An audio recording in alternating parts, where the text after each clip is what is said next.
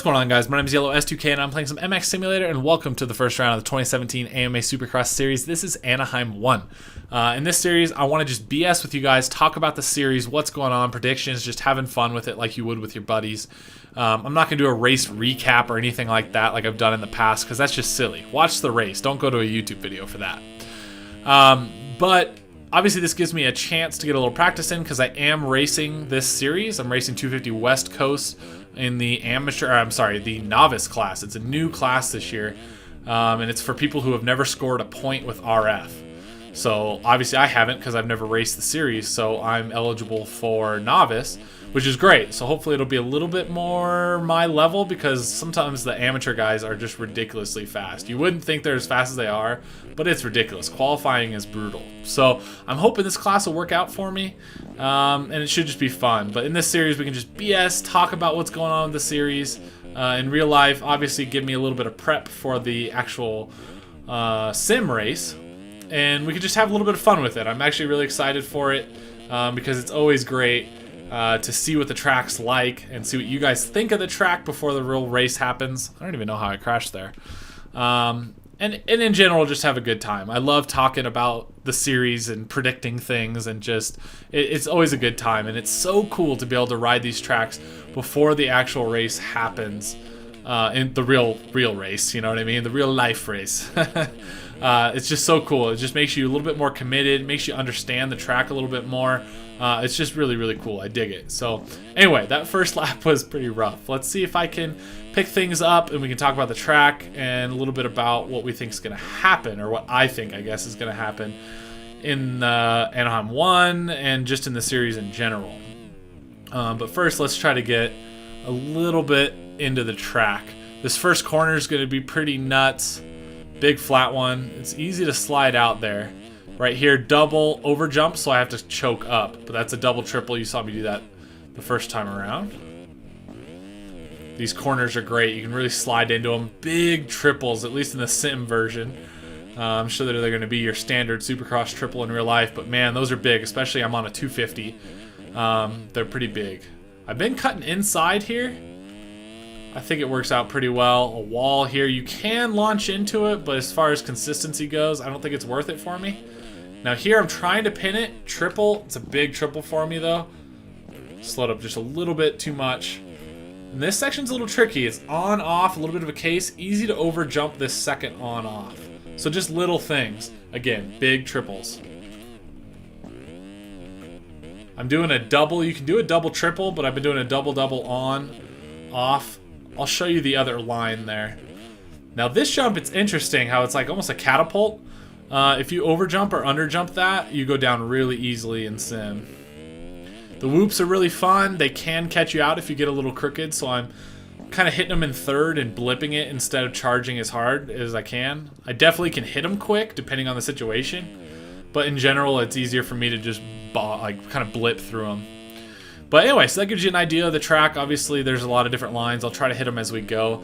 But as far as the series goes, in real life, I'm actually really excited for it. It's a bummer. Barsha's out for at least the first 4 rounds, I guess. Oh, big triple. And Jake Weimer is filling in for him, so that's interesting. Kind of a bummer for Barsha. He really needs a good season under his belt at this point, so that's a bummer. But I'm going to just go over the main big stuff. I'm sure I'll miss things, whatever, but the stuff that's on my mind, obviously, is the normal things. It's Dungey, obviously being consistent Dungey. That's going to be really important, as it always is, but look how easy it is for a crash to happen. Look at him at Thunder Valley when he went down, and what did he do? Break some vertebrae and stuff? Like, that's a serious crash. That happens in Supercross, and you're probably out of the title hunt. So it's like stuff like that happens, and it even happens to him. Obviously, it's not on our minds as much because he has been so consistent, and rightfully so. He deserves us to think that about him because, I mean, what does he have? The record for the most consecutive podiums and stuff. So is Dungey going to be on the level that he has been on? Is he going to be on that super consistent, really fast-paced level? Is he going to be as fast as he was? Because look at him at Monster Cup. He was really fast. Roxon got, I think, whole shots and just did a really good job. But it didn't look like the same Dungey as far as pace goes. But he was just coming off the injury, so there's just a lot to think about there.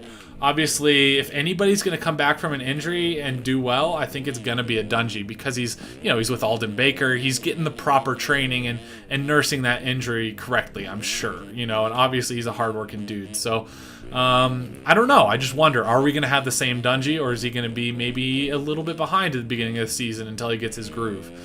Ken Roczen obviously looked like he was on fire at the Monster Energy Cup on the new bike. Obviously, he had a wreck. So what are you gonna say? A crash is a crash. Like that's what happens. So, but he did look really quick, and on that Honda, I wonder, the potential for him hauling ass is definitely there, and I'm actually really excited. I hope he does really well. Obviously, there's potential for him to be hauling. I mean, he's on fire after the outdoor season, and the potential for him to really come in here, obviously with a lot of confidence.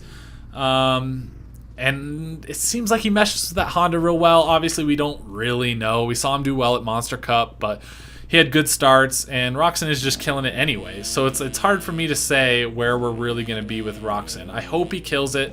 I'm actually looking for him more than I am for Dungey to do well. And then we have Tomac. That's another big one on my mind. I love Tomac because he's a Colorado guy. That obviously makes me a little bit more invested, but he seems like a good dude, a hardworking guy, and hopefully after his shoulder surgery, and then getting more used to that Kawasaki through the outdoor season, I'm really hoping that we see a really fast Tomac. It's hard to say. I feel like he's more that outdoor guy. But I don't know if that's quite fair, because he does kill it indoors. So he's another one to look out for, but I think he's also one that he usually gets faster as the season goes on. So we'll see. Those are obviously the big main contenders. There's a lot of people to think about. Marvin Muscan, I think he's going to do better than a lot of people think. I mean, I think obviously overseas in the off-season races, he did a hell of a job. And he's just been getting better and better. Obviously, he had his first real race win stolen from him, if you want to say that. He made a mistake, and obviously Stewart didn't necessarily help the cause when that all went down on that last corner or last rhythm. So I don't know. I think he can pull off a win, and I think he'll knock a win off the season. Obviously, championship, I don't think that's gonna happen, not from him. But he's definitely one to look out for. And I know there's a lot more people, but there's no sense in going too deep into this. But I think we can all agree those are those main contenders. You just never know what's going to go on. I mean, I'm excited for a lot of the team changes. Obviously, with Barsha being out, it doesn't make it as exciting. But him and Weston Pike being on JGR on the Suzukis, that's fun to see. I am looking forward to Cooper Webb. That's one I didn't talk about. Him and Chad Reed on the factory Yamaha effort. I'm excited to see that, because I think Webb's going to do pretty good. I think he's going to struggle a little bit because the field is so stacked. But I think we all know Cooper Webb, if he gets a good start and he's on it and the circumstances are right, I think he could notch a win off. I think he definitely could. Obviously, championship, no. Again, the field is just too stacked. There's too many guys that really know how to win in the 450 class. I think he's going to have some learning, and you never know. Sometimes the 250 guys come in and they get a win in the first race on Anaheim 1, and then they struggle. You see that a lot, that they open up real good, and then long term they struggle. So just stuff to think about. Boom, there's a different line through there. It's the one I probably should hit come race time. But then it screws me up for this line. I come up short on that goofy jump there. But anyway, those are the ones that are really on my radar. I know there's a lot more people that I'm excited. I'm not really talking 250s as much. There is some stuff going on 250s that I'm excited for. But one thing to mention is the Stewart brothers. I don't think either one of them is going to be there. Maybe Malcolm Stewart will be there as a privateer. I hope he is. I hope he doesn't just decide not to race. I hope he's there because I think if he shows up, I think he can do pretty decent and maybe earn himself a ride by somebody getting injured or something like that. So I hope he doesn't just bail. I hope he shows up and really tries to prove himself in the 450 class, because he is quick, and look what he did overseas. He's got some speed, and I think the 450 might suit him pretty well. And then James Stewart, it's kind of a bummer. What are you gonna do? So no reason to go into that too much. Maybe that's a separate conversation to have. But I'm really excited for the season. 250s, we're just going to see. I'm actually, if you guys want to know, I'm pulling for Christian Craig. I really like him for some reason as far as his riding style, things like that.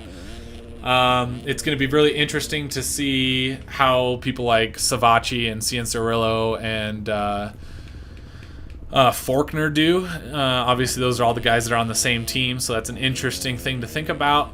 And I haven't really looked close enough at who's on what coast, things like that. I'm really just going to go for the 250 class as it comes, and I think a story will develop through that as we go.